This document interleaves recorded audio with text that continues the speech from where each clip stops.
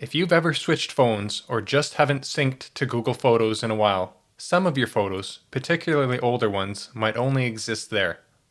This can mean that they're at risk of being forgotten or even lost if something were to happen to your account.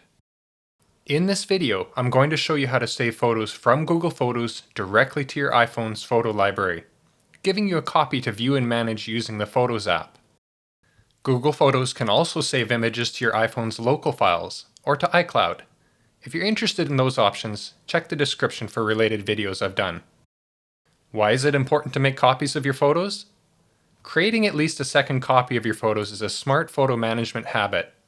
Even though Google Photos is a great service and generally very safe, having a second copy ensures your memories are far less likely to be lost. Start by opening the Google Photos app on your iPhone. Then, scroll through the photos and select a photo you want to copy to your iPhone Photos. Then tap the Share icon. If the photo is not already in your iPhone's photo library, you'll see an option to Save Image. Tapping it will save the photo to your iPhone's photo library. You can also always select the option to Save to Files, which would allow you to save the photo directly to your iPhone's internal storage or in an iCloud folder. For this video, we're saving to the iPhone's photo library, so go ahead and tap Save Image.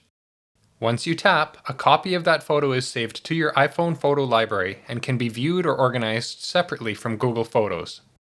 For convenience, a Save Image button is also available in the bottom menu. Tapping it has the same effect as the Save Image item you used in the Share menu. To view the photo you saved, open the Photos app and locate it in your photo library. If you've saved an older photo, it may appear further down your timeline, as photos are often sorted by their capture date. To find your photo faster, switch to Sort by Recently Added. From here, you can open, organize, or copy the photo as you need. Or you can tap Share to send the photo elsewhere, for example, airdrop it to another device or upload it to another storage service. This method of saving photos works best for a small number of selected photos. While it is possible to select multiple photos within Google Photos to save in this way, if you want to copy a large number of photos, or your entire Google Photos library, using Google Takeout is the better option. Google Takeout lets you export all your photos at once, creating a complete backup set to save to another storage location.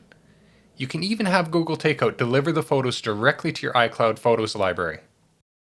If you're interested in creating a full plan for organizing and protecting your household files, including your photos and important documents, I cover that step by step in an online course.